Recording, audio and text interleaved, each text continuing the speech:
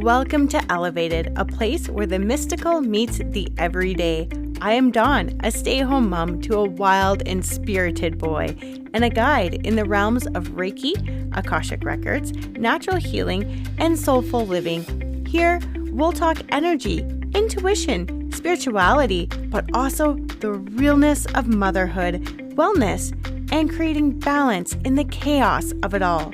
So grab your tea, take a deep breath, and join me as we explore healing, alignment, and the beauty of both the magical and the messy. Welcome to Elevated. Welcome to Elevated, beautiful souls. I hope you're having an extremely wonderful day today. I thank you for being here. If you are a longtime listener, thank you for being here for 38 episodes. This is my 38th episode, and I'm quite excited about it. I'm almost at that year mark. We're getting closer to it. I love coming on here every single week. I love having a platform that I can talk about things that interest me that maybe I don't get to talk to a lot of people about. I have a 4-year-old. I'm a stay-at-home mom. He sometimes doesn't care what I have to say. Let's be honest. Sometimes he doesn't.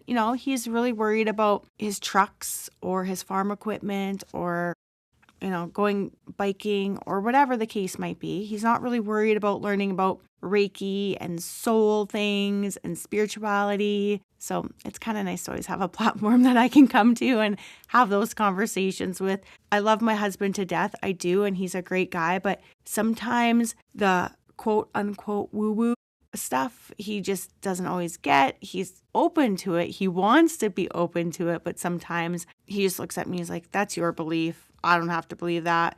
So I just needed a community to talk to about these type of things. So thank you for being here. If you're new here, thank you for tuning in. If you want, you can go back to all of my episodes and listen, or you can just pick up from here. I appreciate you being here. I don't say that enough, but I do. I truly appreciate you being here and listening to me week after week. So thank you very much for doing that. If you are new here, my name is Dawn, and I'm obviously the face of Elevated, but I'm also the face of Elevated Soul Healing, and you can find me at elevatedsoulhealing.com, and I do Akashic Record reads, I do Reiki, I do access bars, and if you want to follow me on my socials, you can follow me Facebook and Instagram at Elevated Soul Healing, or you can follow me Facebook for Elevated, that would be for the podcast. And then on Instagram, it's elevated_pod. Before we go any further, I did do a card pull and I asked the cards, what do my listeners need to hear today or whenever you're listening to this podcast? So if you're listening to it 6 months from now, it's still going to apply to you. Again, take what resonates, leave what doesn't with any of these card pulls. But I got card number 25, and I was using the Soul Helper Oracle deck by Christine Ariana Fader, my absolute favorite deck. It is so beautiful. I'll try and post these on Instagram and Facebook. I'm really bad at getting them posted. I truly am, but I'll try. It's something I'm working on, consistency, posting them. I'm trying to get that. But I got card number 25, which is protect what you love. It is your duty and responsibility. So I will read to you from the book what it actually means and the full meaning of it. Protect what you love. It is your duty and responsibility. You are responsible for the things and beings around you. The well-being of your loved ones should be your main concern. You are responsible for protecting them, which involves being mindful of their needs. But you are also responsible for yourself, your safety, well-being, and dreams. Protect all these too. Protect everything you love. Everything is dear to you, whether a person or an animal, an idea, or indeed your health. Fight for it. Remember your duty and do not worry about what other people think or say. Stop trying to please everyone and saying yes to everything right now. Today is the day to begin protecting your own boundaries and those of the people who trust you and whom you love. You are a noble warrior of the light within whom beats a great and loving heart. You have the right and the sacred duty to bring confidence, security, and dignity to the world. You have drawn this card because it is one of your greatest strengths to protect others. Remember this. Live accordingly and feel the strength within you. Be sure to give this aspect of yourself more space. You also have the precious gift of being able to give comfort, which gives you strength and confidence. Remember this too, and use it generously. Give your loved ones your time, reassurance, and comforting love, and you will receive all of these many times over in return. The power animal is lion, the essential oil is lemongrass, the healing crystal is ametrine, and the number is 7. So those are your helpers for the next 21 days. And it's so funny that I drew this card because I'm halfway through listening to an Akashic Records read that I had done with my Akashics teacher, June 25th, I think it was, of 2025. So almost a year ago. And there's certain things in that read that I remembered and I sort of worked on, but there was a lot that I don't think I was ready to hear at the time. And I just did her moon course with her the last couple of nights this week to find like what is holding me back with my moon sign. And so as we were working through that, there was a group of us, and as I was working through it, some things came up and I was like, really hope that I can listen to the recording, because she had sent it to me and I couldn't find it in my emails. So she got back to me today with it, and it fits so perfect. Like, it just fits with taking Earth Mystery School and getting my practice clients done, and then taking the moon course and learning where sort of my potential downfalls could be, or where I'm missing out on certain things and what I may need to work on. And then listening to, like I said, half of the Akashic Records read right now, and then getting that card, it's all totally making sense right now. And it's just funny how everything seems to be working that way and having a synchronicity. But today, what I want to talk about, if you listen to episode 37, the Breaking Family Cycles Through Ancestral Healing and Awareness podcast, which was last week, I was discussing when I went to a course, and we basically learned how your birthdays and death dates of family members could potentially have that family member connected to you, and you would have maybe learning lessons from them, or ancestral, I don't like the word trauma because it's not always trauma, but ancestral lessons with other people in your family. If you haven't listened to that podcast yet, go listen to that one and then listen to this, because this is part 2. And when we were in the course, there was a sheet that was given to us, or a couple of sheets that just said professions on the top.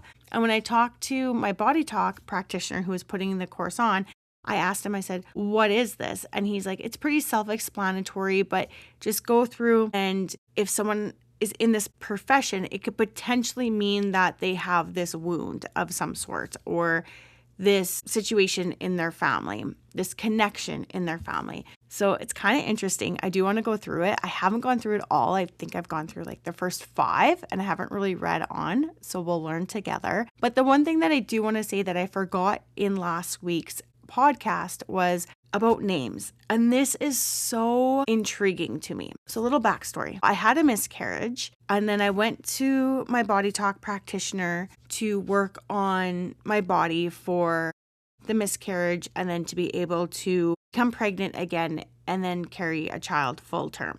So as we worked on that, I already sort of had an idea that I wanted my brother's name somewhere in the name of my child. So if it was a girl or a boy, my brother's name, Kenton, was going to be in that child's name somewhere. And the one thing that my body talk practitioner said, he goes, please do not name your child after your brother. And I knew I wasn't going to do the first name, because that would just be, in my situation, it would be really uncomfortable and weird and awkward, because my brother had at that point in time only passed, I believe, 4 years prior. So it just wouldn't have been good to name my son my brother's name. And again, I wasn't even pregnant at this time, so I didn't know if I was having a boy or a girl, or if I could carry a child full term or anything. But the one thing that he said is that when you name a child after somebody in your family, they are then connected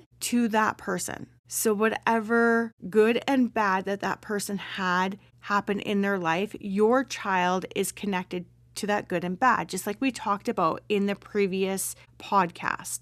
So essentially, what you can do is you can put that person's name that you want to remember them by or whatever as their middle name. Even, it doesn't even have to be someone that passed. It's like if you have John as a dad and then you have John Jr., I don't know who would name their kids that, but say you did. You then have your child carrying on whatever lessons from that father. Does that make sense? I hope that makes sense. So all the good, all the bad, but they're essentially super connected to that father now because of that name. So a way that you can kind of work around it is you can use it as a middle or a second middle name. In our instance, we named my son his first name, and then as his middle name, we put my brother's first name in for his middle name. I know that my dad has carried on certain family members' names, but as a middle name, and same thing with my husband. So my husband's middle name is his dad's first name, and my husband's first son's middle name is my husband's name, but it's always the middle name. And when it's the middle name or a second middle name, if you have two middle names, you're not carrying on that energy of that person before you. However, there is a little tricky part to this. If that person decides that they want to go by their middle name, they now carry that energy of that person that you named that child after. So say you had Milo Scott, and Milo didn't want to go as Milo, but he wanted to be known as Scott, and you named your son Milo Scott after somebody who had a first name of Scott, like it was your Uncle Scott. Well, now whatever Uncle Scott had good and bad in his life, now Milo Scott is carrying on that connection. So he's going to have to work through the things that Scott wasn't fully able to. So be very attuned to that and aware to that. It's really good if you have, say, somebody in your family that has like all the luck, it seems like, and all the good happens to them. By all means, name one of your kids after that person for sure, because then they're just going to carry that on. But if you have somebody in your family that has a lot more hardships, a lot more lessons to be learned, maybe don't try and name somebody after that person. It's just food for thought, something interesting. So yes, right now, my son does not go by his middle name, so he's not carrying on any lessons that my brother would have had in this lifetime. However, my son is extremely special, and he is indeed actually feeling in for my brother. He is not my brother. He's not my brother's soul. They are two completely different souls, and I know this for a fact, but he's carrying on the job that my brother had signed up for our family, for our ancestral line, as well as myself. So my son is here to fulfill that. I have been informed that my brother and my son knew this, and I know that they were together in the spiritual realm before coming, and I know it took so long for us to get my son simply because of the fact that they had all this to work out. And it was done even previous to my brother being born. They had already figured this out. And you can believe if you don't, it's fine. It's whatever you believe. But that is my belief system. And that is things that I have looked into, had mediums tell me, but have had other spiritual people tell me and intuitives that this was going to happen. That's just a thing about names. So let's get into the professions. So with the professions, there's basically two signs that will indicate that the family tree is being repaired or repeating unconsciously. So the lessons are repeating unconsciously. One is we are not passionate about our work and work is a burden. Or number two is what we do does not give us significant money and does not make us happy. So family loyalties are basically taking place and they are following the customs of our family, and it is a priority in order to be accepted. So you're doing it so that you're accepted by your family in some way or not. So the first one is professions that look for the absent father in the family. So if you are a police officer, a soldier, security guard, doorman, system administrator, computer programmer, electrician, or a carpenter. And this one really got me because my husband is an electrician. his dad is an electrician, and his grandpa was a carpenter. The last two in that group was electrician and carpenter. So somewhere along their family line, there was an absent father. And the men since then have chosen to be electricians or carpenters to try and repair that absent father. Now, I do look at the fact that my husband has one son that's old enough to work. Our son together is not old enough to work. But my bonus son, he's old enough to work and he is not an electrician. So he was thinking about becoming an electrician, but he's not an electrician. So maybe it is repaired now. Hard to say. Professions that seek to repair or do justice in the family where there was injustice. So a lawyer, judge, public ministry, translator, interpreters. Professions or activities where it is sought to obtain the recognition of the family repairing. So no family recognition was obtained. Politician, delegate, union leader, senator. Professions or activities that seek to heal the family or prevent the death of the family. Doctor, nurse, therapist. That's interesting. Hey? You're thinking about your doctor and your nurse differently now, or your therapist. Professions or activities that seek to repair the lack of communication in the family. Voiceover, graphic designer, publicist, public relations, interpreter, translator. Interesting. Do they have a podcaster on there? That might be a new one. Who knows? I don't know. I just threw that in there because voiceover, podcasting, they're kind of the same, aren't they? Professions and activities that seek to unite the family in love. There was no love in my family. So a chef, a cook, pastry chef, waiter, farmer, baker. Now, I live in the province of Saskatchewan. We have farmers. Like, it's just probably, I don't know, it's like half the province farmers, I feel like. Just saying. Take it or leave it. This is what's kind of fun about this. You can kind of like be like, hey, I know a person like that. Maybe, you know, kind of thinking about it. Who knows? Professions or activities that seek to educate the family, reform the family, everything related to teaching. Crazy, hey? So then I wonder, if you were to be a spiritual teacher, would this fall into the same place? I don't know. I know. It's so cool to think about. It's just something to think about because you're teaching, right? So like if you're a Reiki teacher and you're teaching Reiki, maybe, I don't know. Professions and activities that seek to protect children. There was abuse of children in my family. So pediatricians, educator of children, babysitter. And again, it might not be you. It might not be even 2 or 3 generations back. Remember what I said in the previous podcast, it could be 7 generations back. It could be 7 generations of your ancestors. So somewhere in that line, something like this could have happened. I'm not saying it did happen, but it could have happened. It could be a potential reason why you're doing this. Professions and activities that seek to prevent the separation of the family. A seamstress, a tailor, which that kind of makes sense, right? Like separating, so you're seaming it together, you're sewing it together.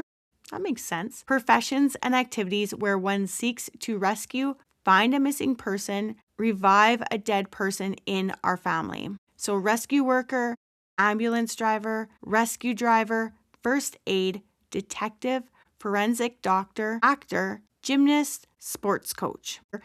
They don't have firefighter on here. Maybe. I don't know. Hard to say. Professions or activities that seek to give joy to the family. Lack of joy in my family. Psychiatry, psychologist, neurologist, therapist, coaching. Interesting. Professions and activities that seek to give refuge to the family. So homelessness, bricklayer, real estate, civil engineer, architect, interior decorator, house painter. I guess because you're dealing with the home.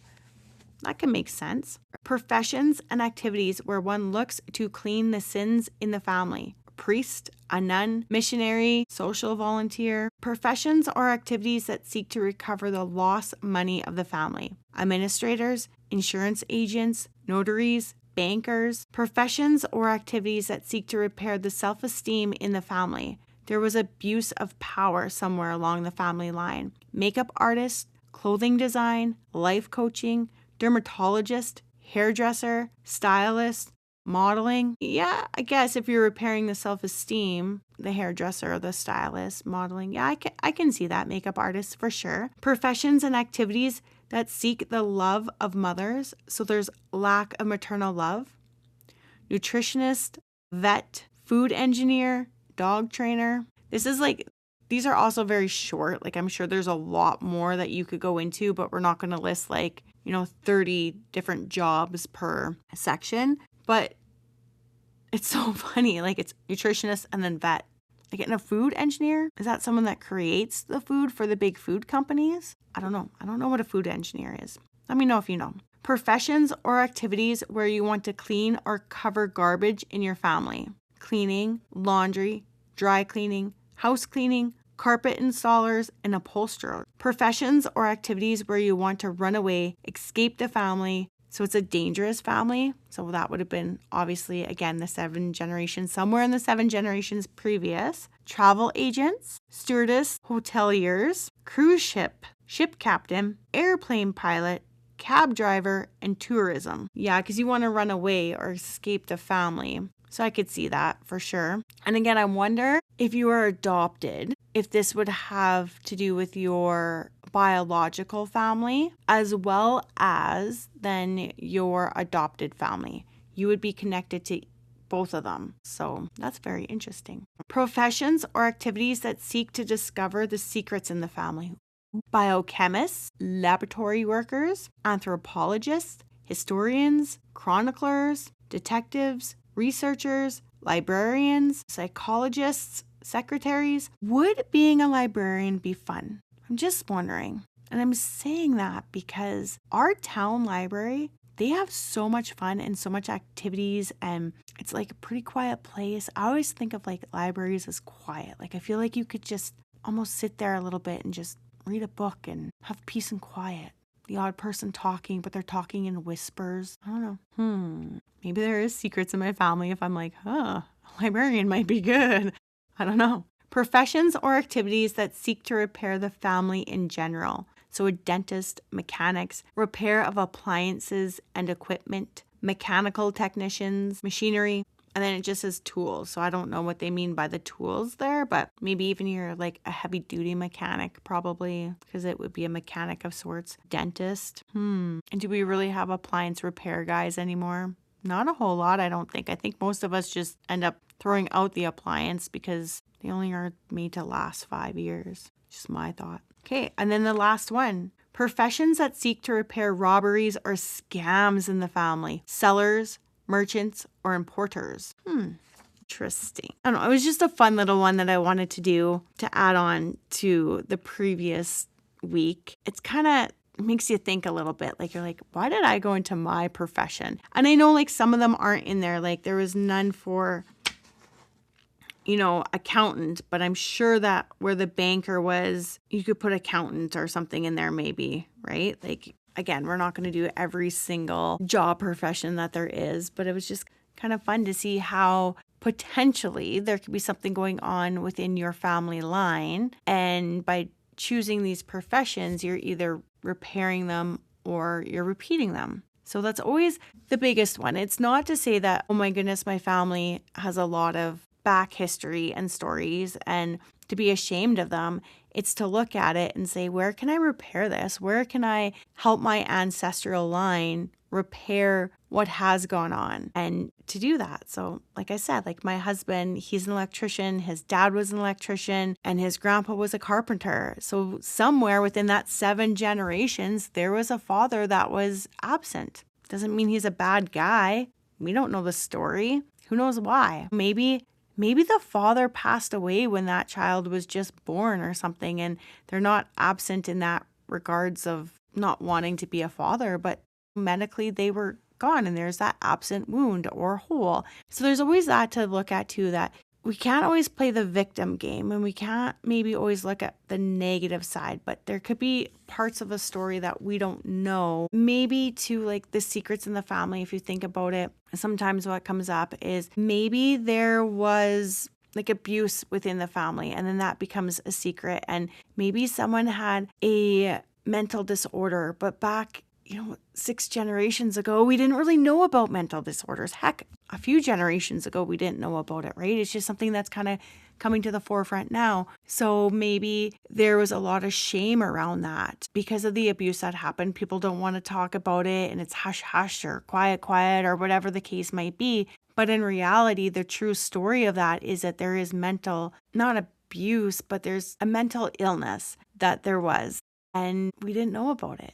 So there could be those secrets like that. Like it could just be something little like that where, and not that I want to say like having a mental illness is little. That's not what I'm saying, but it might not be so traumatic or so deep and in depth, or you know what I'm trying to say? It might not be as bad as what we think. There's always another side to the story. So where did the secrets start? Why is there secrets? Who's protecting who? Sometimes that's why the secrets happen, is because you're protecting someone or whatever the case might be. So just a little fun sort of podcast about different professions and potentially what they could mean. Again, take what resonates, leave what doesn't. I kind of like to go through and be like, I know a bricklayer. I don't, but if I did, I'd be like, what's going on in your family? Makeup artist. I don't know any makeup artists, but we all know a hairdresser or a stylist because we all go to the hair salon. We all get our hair cut. So then you could be like, there's some self-esteem repair that needs to happen in your family. That's cool, and you don't know what it could be, right?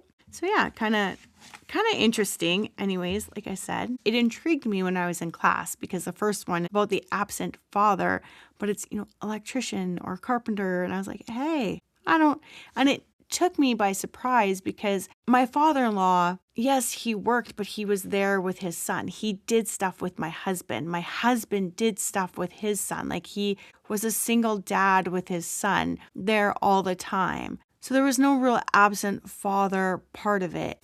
The absent father wasn't there. And then I was like, well, even my husband's grandpa, he was still there. Like he wasn't absent in my father-in-law's life. So I don't think it really was them. I think they were doing the repair from the previous generations. And again, we don't know. We don't know what the previous generations were doing. Well, I don't anyways. I mean, maybe they have a good idea. I'm sure that my husband's grandpa knew what was going on, at least with his father and maybe his grandpa, but he's not here anymore, so I can't ask those questions. So I don't know what's going on.